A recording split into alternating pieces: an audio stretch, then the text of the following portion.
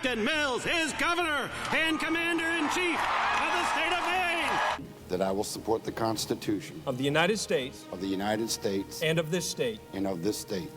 But now, for the first time, they're on the same ballot, vying for the same job, each touting their leadership for our communities. To reinvigorate our downtowns across the state, making this a much more livable, safe space. And for our future.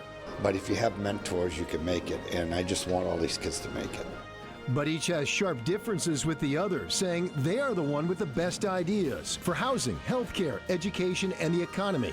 And the better one, they claim, to lead Maine through a crisis. Heed their advice. Get vaccinated. Janet Mills has been an absolute disaster for people suffering from substance abuse and disorder. But soon the campaigning will end and the voters will decide. But before you decide, a chance to hear from them directly, their plans, their hopes, their answers to your questions. And it all starts right now. And good evening and welcome to the CBS13 Bangor Daily News gubernatorial debate. It is your voice, your future.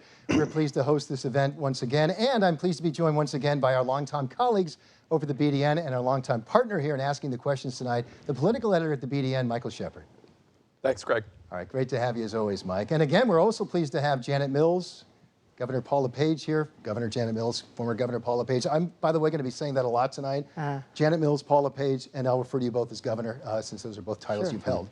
To get that out of the way, we also want to point out there is a third candidate in this race, independent Sam Hunkler. Per our debate criteria, a candidate must get to 5% in a publicly published poll in order to be invited to our debate here tonight. He did not reach that threshold, but we do want to say if you'd like to learn more about his candidacy, you can find it right now online at WGME.com.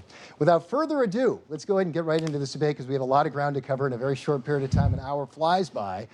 We had a coin flip earlier today to decide the order of our opening statements. Based on that coin flip, we begin with Governor Janet Mills. You have 1 minute, please. Thank you, Greg. Look, I'm proud to serve as your governor. I'm from Western Maine. My parents worked full-time, both of them, while raising 5 kids. We had paper routes, and I waited tables in high school to earn money for college. My late husband, Stan, was a widower with 5 daughters. We raised them together, both while working full-time. Stan is gone, and the girls are all grown up now, and now I have 5 grandchildren, all in Maine. I love to spend time with the little ones, and they tell me what's on their minds. Nana, will my tooth come back that I lost? Nana, see, I've learned to tie my shoes. I know what's on their minds. But what's on my mind is what kind of future, what kind of world will they grow up in Maine? Will they have affordable health care, clean air, clean water, a good education? Will they have a good paying job and be able to raise their own families here in Maine? Will they have the same rights I've had for the past 49 years? God willing, they will. That's what's on my mind every day, their future and the future of other children in Maine, and that's why I'm running for 1 more term as governor. We've made progress through the toughest times in recent history, but there's a lot more to do. Let's not go back. Thank you. Thank you very much. And former Governor Paul LePage, you have 1 minute as well, please. I grew up homeless starting at age 11. I understand what it is to struggle. Right now, senior citizens, our families, are struggling with high grocery bills, home heating oil prices, and electric bills. I get it.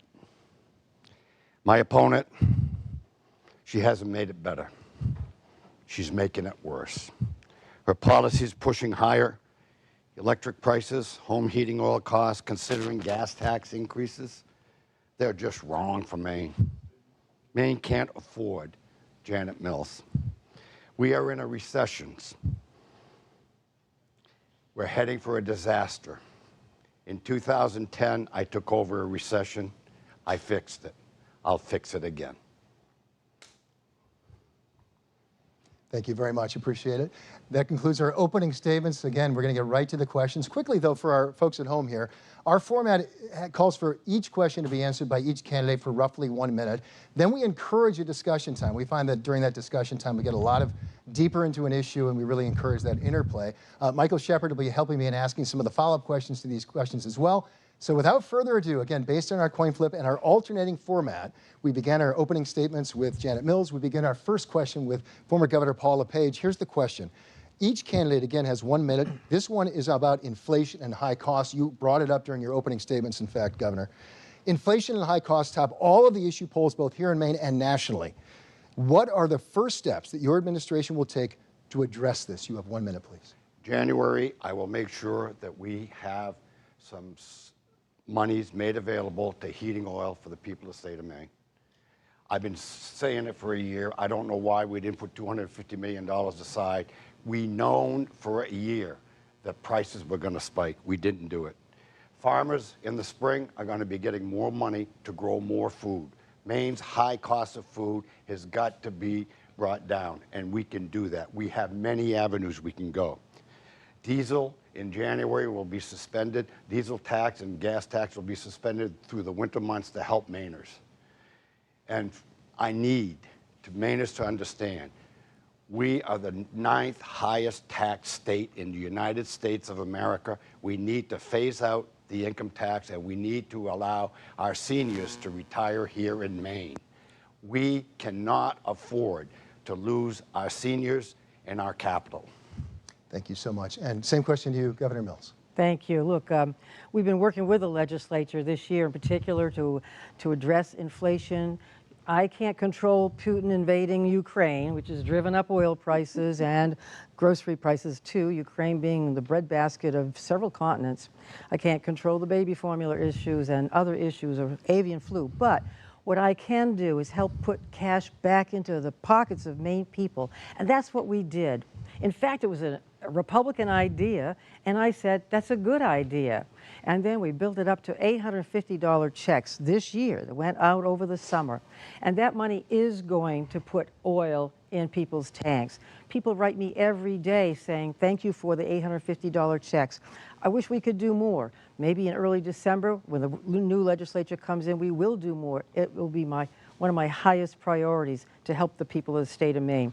But those checks have done a lot to help people address inflation. Thank you so much. Mike Shepard, I believe you have a follow-up. Yeah, for both the candidates, real quick, Governor LePage, you said farmers are going to get more money to grow food. There's a labor shortage right now. Is money going to be enough to get that going? No, we have a whole lot of new Mainers. We'll just put them back we'll put them to work. If the President of the United States can violate his oath of office by bringing people from the southern border into Maine, then we should be able to put them to work, and I think we will put them to work. You know, the $850, I will say one thing. It's a gimmick. This governor spends money like a drunken sailor. The only difference between Janet Mills and a drunken sailor is a drunken sailor spends his own money. And Janet Mills, hold on, Mike, I'll give you a chance to respond to that if you can. Well, look, tell that to the people who got that money in their pockets. The woman who wrote me just the other day who said, I finally got to pay the $350 co-pays built up on my prescription drugs. I got to pay the grocery bill. I put gas in my car. I'm putting oil in my tank. People every day tell me what they're doing with those checks. There's no gimmickry involved here at all. It's unbelievable to suggest that giving people money to help fight inflation, which is one of the best inflation relief measures in the country, is some sort of gimmick. The people know better. Yeah, go ahead and respond. I'm sorry, Governor. I don't know what economic school you went to, but putting money in a hot economy only drives up inflation, not lowers it. If you wanted to lower inflation, the best way to do it is lower the income tax and make it retroactive to 2021. Well, again, that doesn't put money in people's pockets now when they need it most. Regardless of the income tax, people need cash in their pockets now. Russia is still invading Ukraine. There is still global inflation that one governor alone can't cure, but we can help our people get through these troubled times by putting cash in their pockets. It's their money. We have a surplus in our state budget. We gave back more than 60% of our surplus to the people who paid into it, and that's you, the taxpayers of Maine.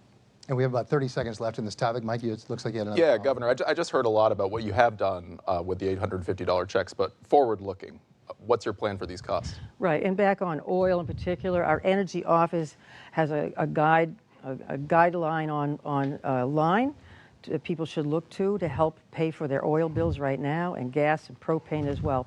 So I want to work with the new legislature first thing in December when they come in, see what we can do with within the budget and emergency legislation to address the immediate needs, especially of home heating oil. But in the long term, we are the most dependent state, most dependent on oil for home heat, and that's got to change over the long term. I know we both talk about heat pumps. We've installed about 80,000 heat pumps, well towards our goal of 100,000 in Maine in the next year or so. We've got to look for alternative heating sources and alternative energy sources. We can't be dependent on the big oil companies any longer. We've got to diversify our energy sources. In the meantime, right now, I want to help Maine people pay that oil bill this winter, and with the help of the new legislature in early December, we will do so. Okay. Go ahead. I'll stand by 30 seconds for Paul LePage to have final word. Nearly 60% of Mainers are heating with heating oil. In 2010, when I took over, 2011, when I took over as governor, it was 82%. I got it down to 60. It's roughly around 60. First thing I will do, repeal LD 99. Divesting of fossil fuels when you're 60% fossil fuel heating and you're not doing anything about it. The president just put out 15 million barrels of oil from the reserve, no heating oil reserve. This governor should be in Washington screaming and pounding on the White House door to get the president to release more heating oil reserves. In fact, the New England governors, including myself, have talked to the White House, and the president is releasing more from the oil reserves, including the New England heating oil reserves. And that's as a result of our bipartisan talks with the White House.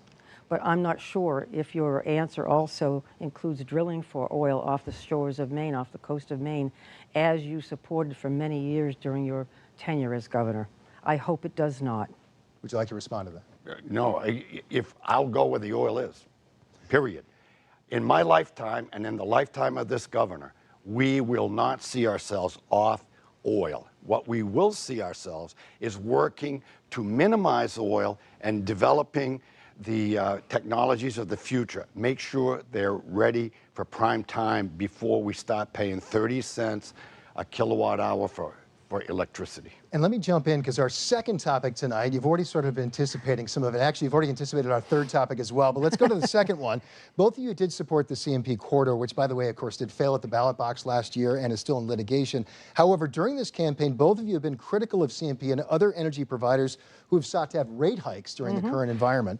How would you make electricity cheaper? And with a nod to climate change, can we also make it cleaner as well as cheaper over the long haul? Janet Mills, we begin with you. That's exactly what we're doing. You know, I put together a climate action group first year in office, and we have a climate action plan, and a great deal of that plan includes getting off of fossil fuels, which are not only expensive but dangerous.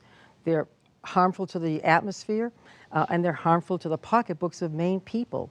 So that is why I said let's have solar companies invest in Maine, and they are doing so, and that's elevated the workforce in Maine as well.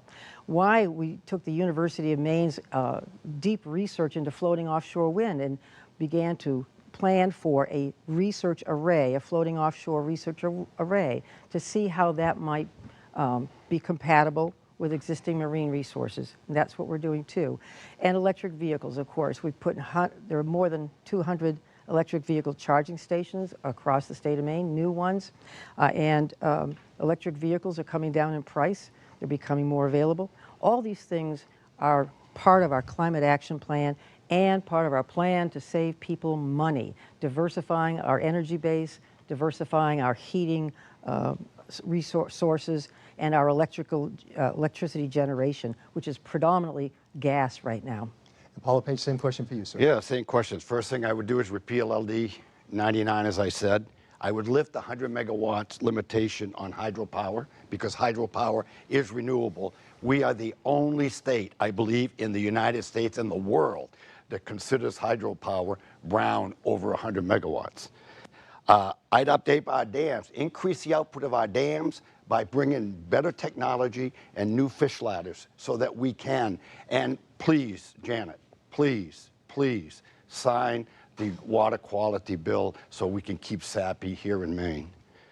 Reform the PUC subsidies on solar farms. Right now, we're talking about needing more food, but we're turning our farms into solar arrays. Solar is very, very expensive. In fact, we need to repeal net metering. We need to repeal expedited permitting on solar and wind. And we have to make sure that electric cars pay their fair share of road use. They pay nothing right now. Let me respond, backtrack a second, because he mentioned in his opening statement, and again, that I somehow was proposing gas tax increase. I have never raised gas taxes, never supported an increase in gas taxes, do not and will not support an increase in gas taxes. Maine's solar policies are not the reason why energy prices have increased. Our energy prices have increased because of our dependence on fossil fuels, pure and simple, like natural gas. We're so dependent on natural gas because Mr. LePage, in my view, failed to diversify our energy sources during his 8 years in office. So if you want to look at the reason why prices are so high, look at my opponent. In terms of the First of all, excuse me, I'm not finished. 50 more seconds, please, Yeah, Governor. well, I'd be glad to answer the question about SAPI. Yes, in please. a longer response, but I have never, I've said repeatedly, I will say again, we are not asking for the dam to come down. We are not asking for the mill to close. I stand by the mill workers of SAPI. I stand by the mill. We are not going to forfeit those jobs, period. And for our viewers at home, this is a discussion about the mill that's up in, I believe, Skowhegan. There's a dam downstream there that they're using. Four dams that are being used to help to power that mill, and it's been determined that one dam is powering that mill. Right, and it's been determined that mill may not be able to exist without the dams. Without the dams, under their current configuration. Just to explain it to the folks at home. Go ahead. Well, it's a more lengthy story, but yes. No, the Shawmut Dam is the one that's up for relicensing in front of FERC. And there's federal rules. It is one of 35 or 37 dams owned by Brookfield, which, as you know, is a giant energy corporation worth about $600 billion. We're asking them to come to the table, bring their engineering expertise, and help us make sure the dam stays viable, make sure the mill remains open, and those jobs stay in place. That's my goal, and that's what I'll do in the next few months as governor. Brookfield has already made it very, very clear. They have a plan to get 96% of the fish up over the dam. The state wants 99%. The engineers are saying you can't get to where the state wants to be. We're talking about 5 fish a year versus 750 direct jobs, another several thousand jobs and support jobs. And if they're going to stay, just sign the permit and then make them do what you need to make them do. But we need one thing that the governor just said, which is totally false. In 2010, when I took over, the state of Maine was 10th highest energy cost in the United States. We got it up to 11. Right now, it's number 4 highest. And it isn't fossil fuel. It's net metering, and it's solar energy. That's what's causing. We're paying 32 and 34 cents on these contracts. The price of gas is what's driving the price of electricity up. That's the fact. I'd like to finish. Let me just say, under Mr. LePage, 6 different mills closed in the last few years of his tenure. 6 of them while he was governor. I'm helping bring the mills back to life. That is my goal, reopening them in new and different ways and innovation ways, providing jobs and economic stability and opportunity for people in rural communities. I'm not about closing any mills. Will you, if you sign the permit tonight, I will guarantee you I will volunteer to bring the 5 fish up over the dam for the rest of my life. And you can have the final. No, that's just childish talk, and I don't think I want to respond to it, except that, you know what, the experts say Brookfield has already provided information to FERC that we don't even have. I want them to the table. That humongous company knows how to solve this problem. They need to come back to the table and use their engineering expertise and help us address the problem. The economy and the fish passage can coexist and will coexist. We'll do it. quick follow-up from Mike Shepard. Yeah, Governor, I just wanted to be clear. Both the Sappy Mill and the union also say that this is holding up investment, this dispute over the permits. So how is that going to be resolved in the end here? I have talked to Sappy management, and I've toured the mill, and I've talked with the union leadership. And my understanding is they are interested in securing more investments, and that is going apace. Great. Let's move on to our next topic. By the way, our third topic was going to be oil. We've already talked about it, so we're going to move on to our fourth topic tonight. That is a one from our viewer that we got recently on our online chat that we had the other night. A lot of questions about this, actually. This is just one of those. It's about the future of the lobster industry. And here's the question. Threats, of course, long-term from climate change to the lobster industry, and in the short term by strict new federal rules designed to protect the North Atlantic right whale. This question from Taylor in Waldoboro. What is your plan to lessen the impact on the lobster, restaurant, and hospitality industries and the communities that depend on this industry on multiple levels? And we begin with Janet Mills. Sure. The assumption is that the lobster industry is going away, and it is not, and it will not on my watch. I will always stand with the lobster industry, the industry that supports the lives and livelihoods of thousands of Maine people and families up and down the coast, and which is a major part of our economy. The federal government is dead wrong when it comes to the right whale rules, and we are fighting them. I fought the Trump administration, I'm fighting the Biden administration, and I will continue to fight the president and the federal government. Look, I have family roots in Stonington. You might say fishing is sort of in my DNA. But the weight of the state of Maine is fully behind the lobster industry. We are working alongside them in the lawsuit against the federal government, and will continue to be there. And the same question to you, Paul LePage. Yes. No one says this is about right whale. It's not about the right whale. It's about deep sea windmills. And the money that's flowing in fighting against the lobster industry in the lawsuit, along with the environmentalists around the country, like out of California, are really trying to suppress and destroy the industry. This governor has taken an intervener status instead of putting the strength of Maine behind the lawsuit. As the governor of the state of Maine, it will be the state of Maine versus the United States government, and it will be just like West Virginia did with EPA. We have the right to earn a living, and it is a iconic industry here in Maine, and it needs to stay. And I'm telling you, we will put the largest law firm in the state of Maine is the Attorney General's office, and his statement is it's insignificant. Well, we've done one better than that. We've hired the law firm with the most expertise in the whole country to fight this with us and with the lobstermen and the lobster industry. The fact is the state of Maine is fully behind the Maine lobstermen, and we are fully engaged and have been for some time. I don't want to give anybody a lecture on terminology or the law, but I will say we are a full party in the case. In fact, 2 major cases, and there's nothing small about that. We not only filed a complaint against the federal government, we filed briefs and affidavits and an appeal in one of the cases. We are fighting alongside the lobstermen as surely as I'm standing here. I know that Mr. LePage has filed a lot of lawsuits in his time. Many of them were against me. If I remember correctly, most of them he lost.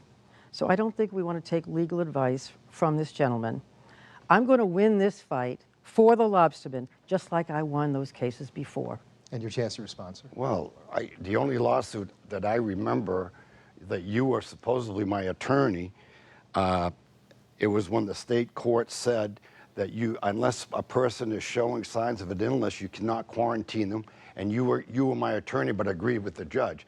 So I'm not sure that I would take a whole lot of legal advice from you, but I'll tell you one thing: I will probably bow to you on the laws, but please do not tell me you understand economics.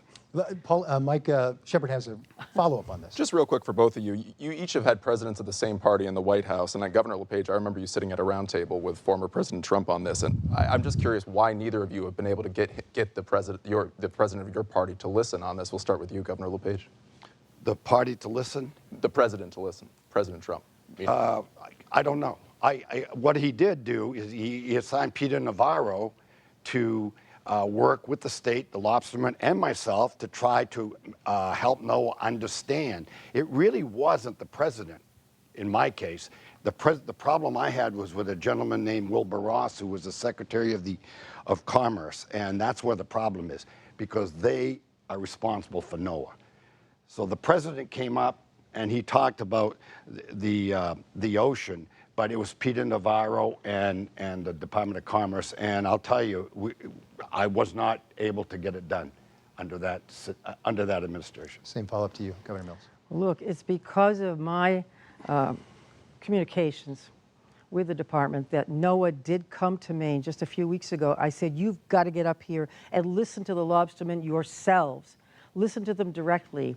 And we had a room full of people, several hundred, 400 or 500 people, who spoke up and told Noah what the facts are about the status of the Maine lobster industry and how they have gone to great lengths to protect the right whale, how they changed up their gear from floating line to sinking line, trawled up and done all these things over the last 18 years, and still not one right whale injury in 18 years has been attributed to Maine lobstermen, and not one right whale death has been attributed to Maine lobstermen. And those points are being made, not just in the court of law, but in the court of public opinion, thanks to my getting Noah up here to listen to the lobstermen. Thank you very much. And I think Taylor in Waldoboro probably had his question answered. I hope he did, sir, as you sent in that question. Thank you, to us. Taylor. Appreciate it. Let's move on to our next topic. It's on education. We're starting to see some really alarming numbers.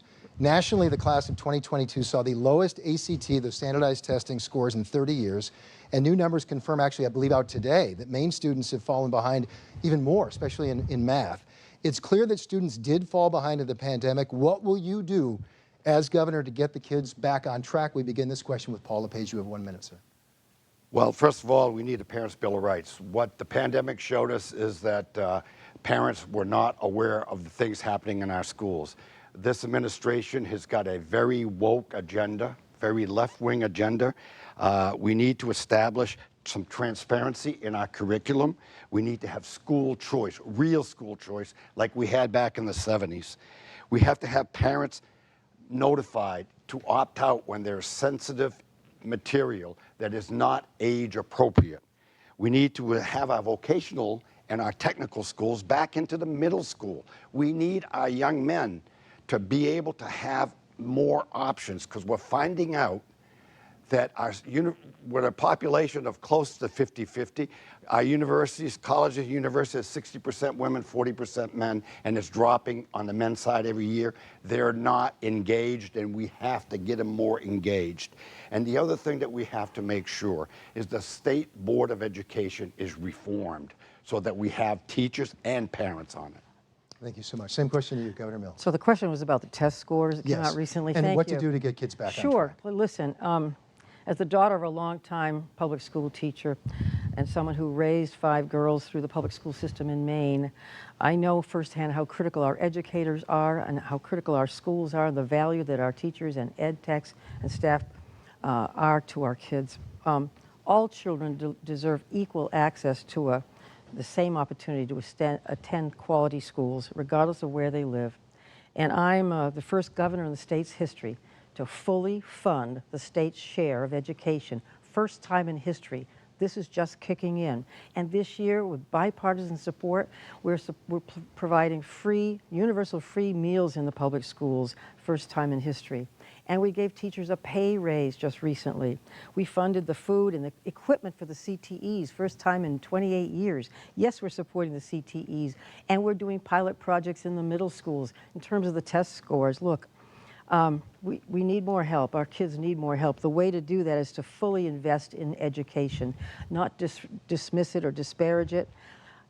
Mr. LePage, for 8 years, I believe, underfunded education. He had 8 different commissioners of education in 8 years. He called teachers a dime a dozen.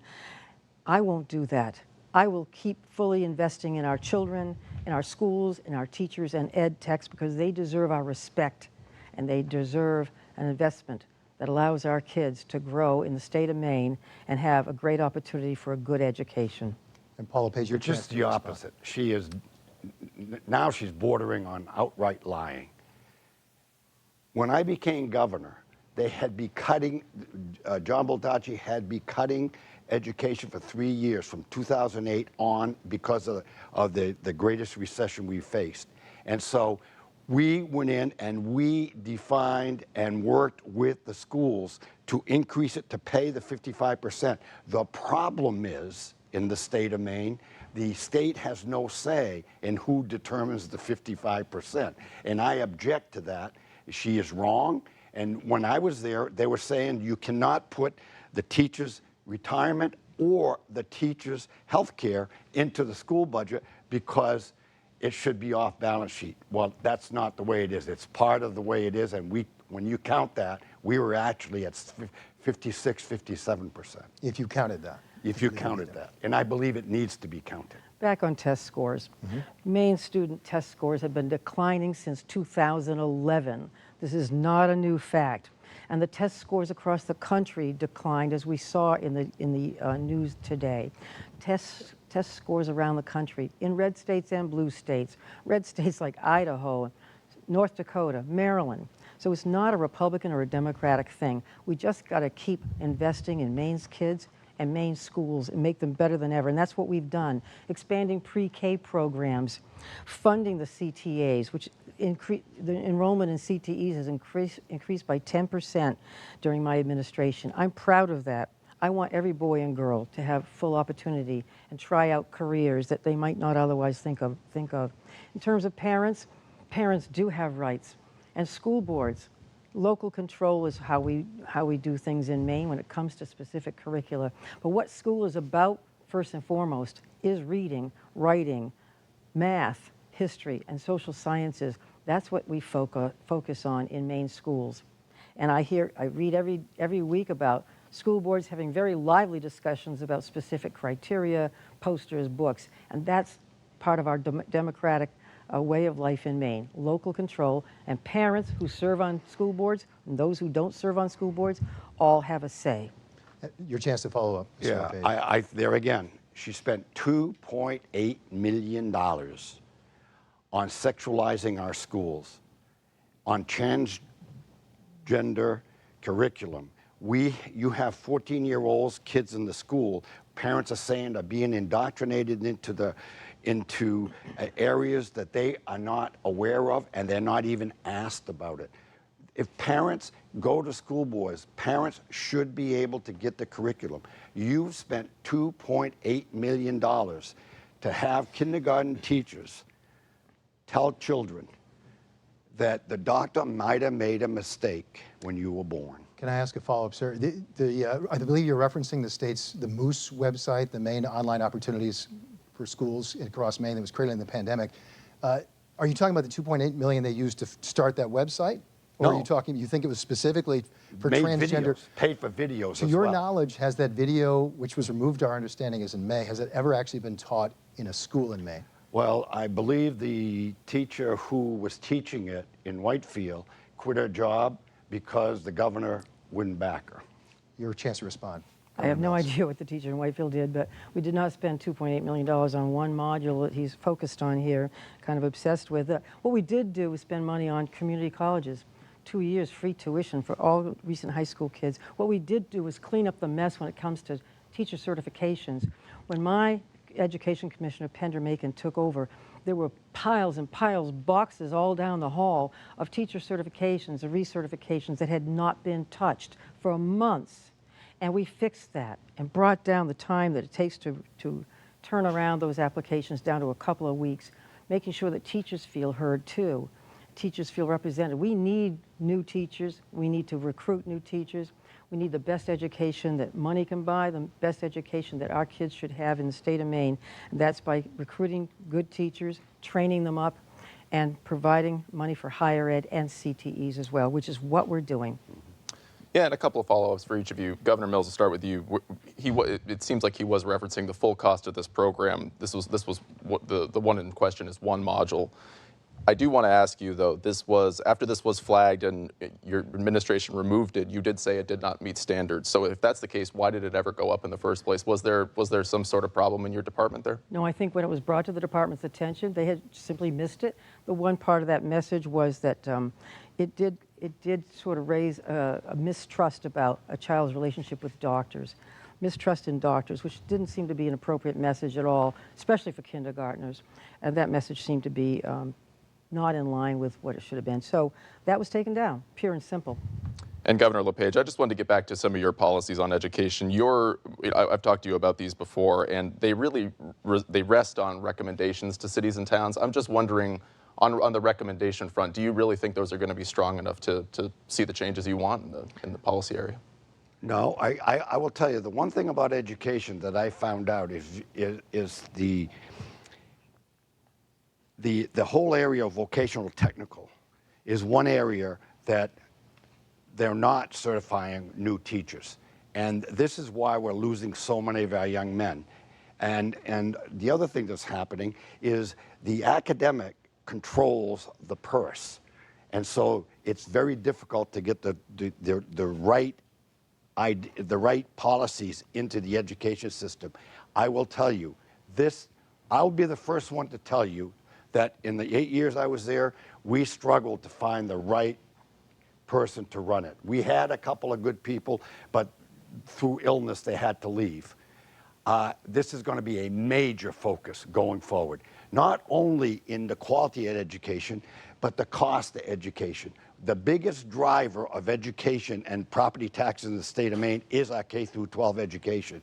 And I want to make K through 14. I want to make the community college permanently available to our kids in our public schools. A great conversation on education. Obviously, we could fill the rest of the half hour on this. We'd like to move on if we may.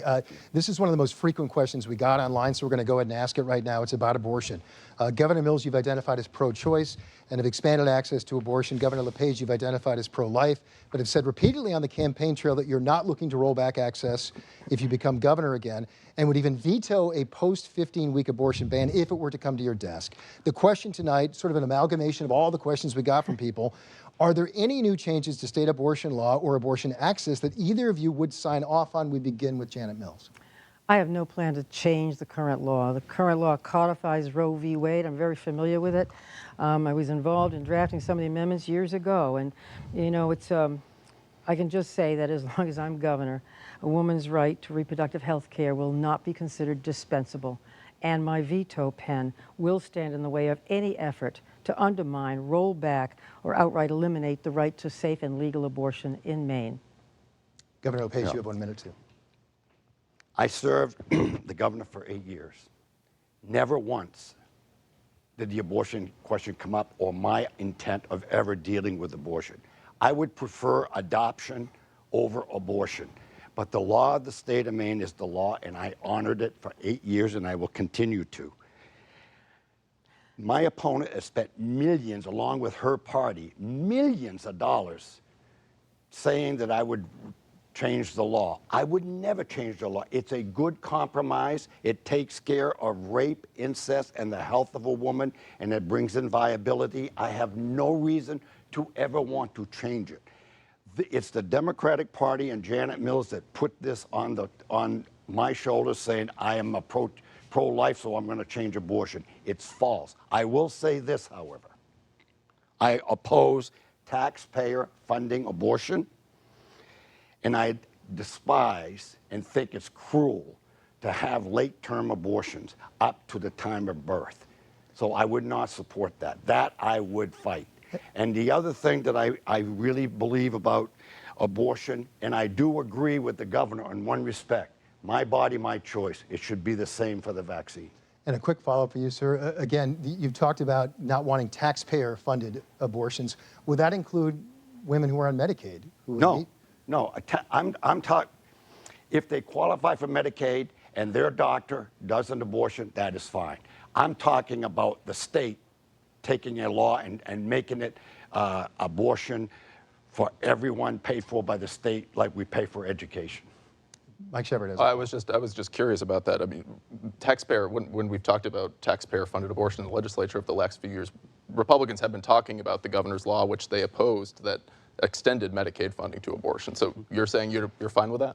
I'm fine with, if they qualify for Medicaid, I'm fine. Where I differ from the governor is I believe Medicaid should only be up to 100% of poverty. Above 100% of poverty, it should be on ACA. Because two things happen. One, there's no work restriction, and the reimbursements to our hospitals, which they need so badly, was much higher. So that's why I think that you have to have a limit on Medicaid. You can't give Medicaid to everybody because the hospitals will go broke. And in addition to that, if it wasn't for Paul LePage being governor for 8 years and paying off the hospital $750 million that the Democrats wanted to pay 20 cents on a dollar, we would not have as many rural hospitals as we have right now. Follow up from Mike Shepard. Oh, go ahead. I'm sorry, I think Janet the Mills, you have a question was chance. about abortion. Yes. Thank you. So the law in Maine right now is a requirement that public and private insurers pay for full reproductive health care, including abortion. Plus, we extended Maine care to the first year of a newborn's life and the mother's care. So we've done that. That's public funding of abortion.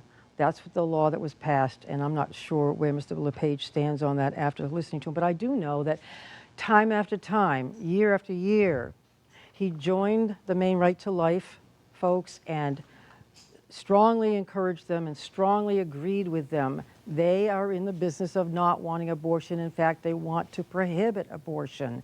He was siding with them for 8 years. Why he didn't do anything in law? Well, Roe v. Wade was the law of the land for those 8 years. And for the most part, he had a pro-choice legislature that would not have allowed him to restrict abortion. But when he was asked about abortion, he said, we should not have abortion. He said, I don't have time for abortion. He said, it affects so few people. When he was asked about overturning Roe v. Wade, he said, let's do it.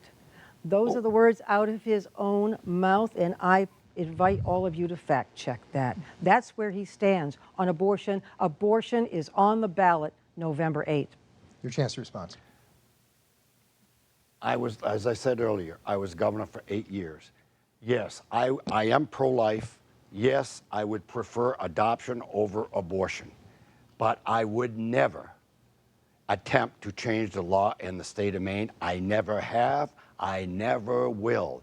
This is a Democratic playbook because they are losing so badly on the economy. It's a national movement, and they are getting killed on the economy.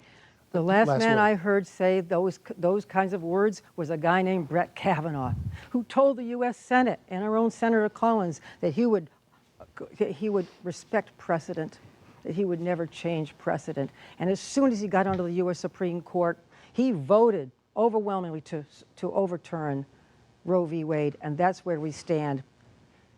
Last word, sir. Yeah. See, you're the attorney. He didn't vote to overturn Roe v. Wade. He voted, like the whole Supreme Court, or the majority of the Supreme Court, to send it back where it belongs to the states. And it is in the state, and it's codified in law since 1993. And I'd like to move on and talk about heating oil that we're going to... Unquestionably, the Dobbs decision overruled Roe v. Wade. Right. All right, let's move on. Okay. It's been a great conversation about this issue. Hopefully the viewers at home learned a lot about it. Well, let's move on to a question about opioids. It's been a major issue, obviously. In fact, throughout both of your terms in office, the opioid crisis has exploded in Maine and across the country in the past decade or so, so during both of your terms in office, first due to prescription drug abuse, then heroin, now deadly fentanyl. Last year, more than 600 people died in Maine through overdoses, and that number is going to be larger this year by all numbers we're seeing. Our approach clearly has not worked. How will you change it? Let's begin with Paul LePage. Okay.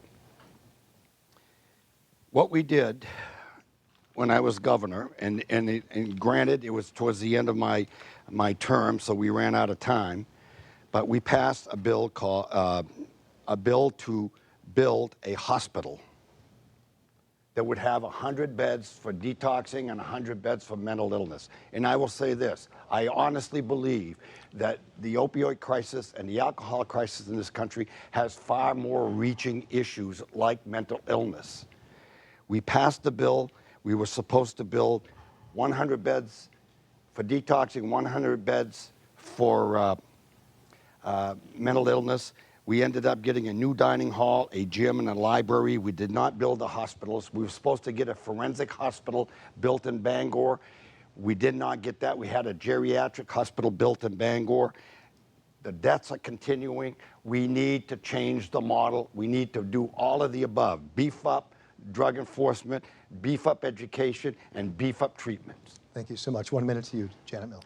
Thanks. Listen, I'm committed to ensuring that every person in Maine has the opportunity to live a happy and healthy life here in Maine and contribute to the success of our state and our economy. And my heart breaks for every life lost to a drug overdose, and I will continue pursuing an all-of-the-above approach to the opiate epidemic.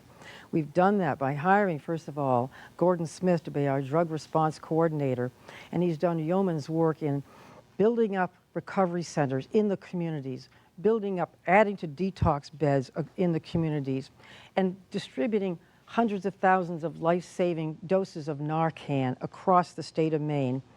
It's because of the deadly potency of fentanyl that so many people are dying. And in fact, because of the distribution of Narcan or naloxone, 93% of all overdoses are not fatal. We have a chance to bring people back to life, a chance to give them another opportunity and bring their lives around, bring them back into the community. And that's what we're doing. We've created the Prevention and Recovery Cabinet. We've got to do more on prevention, more on treatment, and more on enforcement, all at the same time.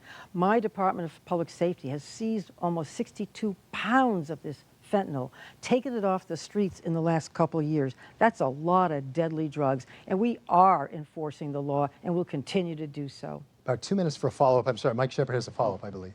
Yeah, I just wanted to go to Governor LePage first. Maine is having about 1,300 EMS calls for overdoses every month.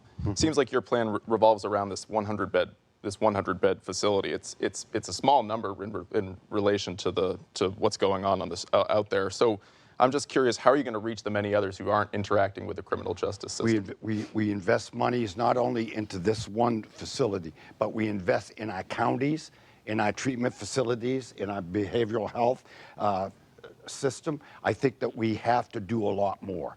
But these beds would have at least taken some very, very difficult people out of circulation.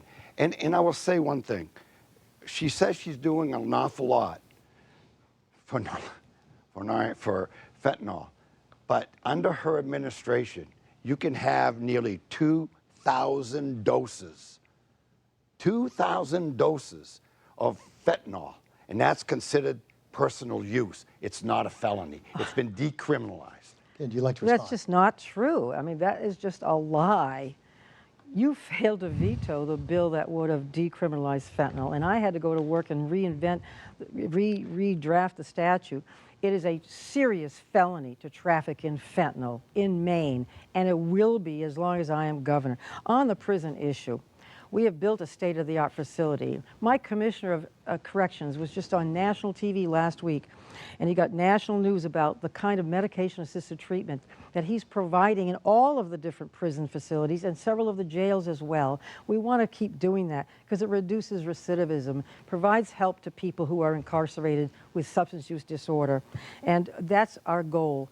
In addition, we're providing detox beds in the communities and residential treatment facilities in the communities. And I do think that Narcan is a life-saving drug that ought to be readily available, unlike my predecessor, who refused to allow it to be distributed. Last word for you, sir. 30 seconds, we need to move on, please. Yeah, I'm concerned that Narcan is a false security, and I don't have a problem if you give Narcan and they go into treatment, I'm fine. But when you start giving Narcan 5, 6, 7 times, it's false security. And it's only as good as till the next overdose. It's another chance at life. And obviously there's a lot of conversation that's had around the opioids and continues. And I know both of your websites dedicate a lot of time to this topic as well, so appreciate it. Let's move on to our lightning round. This is a chance for us to sort of cover as much ground as we can in as short a period of time as we can. The questions are designed to sort of be yes or no, short answers.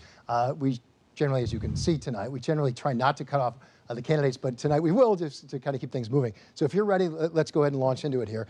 Beth, a BDN reader from Alexander, asked this: Would you support mandating the COVID-19 vaccine for public school children? Again, the feds recommend, but it's up to the states. Yes or no? No, not at this No. time, no.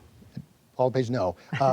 Kevin asks on Facebook, there's a federal cost of living adjustment for people on Social Security. Should there be something similar for people on workers' comp in Maine? Yes or no? No. There is built in a COLA, and that we looked at that in a bipartisan manner just 3 years ago. And But that's fairly tweaked it. limited. Would you make it as There big is a as? COLA for long-term disability. It's Right, a yes. complicated, not an easy issue. You wouldn't but change it, though, is I what you're wouldn't saying. change it, correct. And you're saying basically workers' comp and a lightning round is a difficult thing to do. I That- well, appreciate right. that. I appreciate that. Depends Let's- on the kind of injury. the kind of- Understood. Let's move on. Last week, a study claimed the whoopie pie is a, quote, gateway to obesity. What's your reaction to that, Janet Mills? I try to stay away from them. Paul LePage. I stay away from them, and I've kept it off for 6 years. When's the last time either one of you has had a whoopie pie? Oh, I can't say. Been a Long time. I All right. refuse to answer on the grounds it might. Fair enough. Pick one place you wake up on a beautiful Sunday morning in Maine if you had a choice. What's your perfect spot, Paul LePage? Perfect spot? Wow, there's so many. But on a lake, on the ocean, with a cup of coffee, with my lovely wife. Janet Mills. Stonington. Wonderful. What do you plan to do if you lose this election? Janet Mills. I don't plan to lose the election. Fair enough. Paul LePage, same I question. don't plan to lose either. I should have anticipated those answers. Do you support permits for offshore wind development in the Gulf of Maine? Yes or no, Paul LePage? Not inside federal waters. Outside, international waters, I don't. You mean state waters?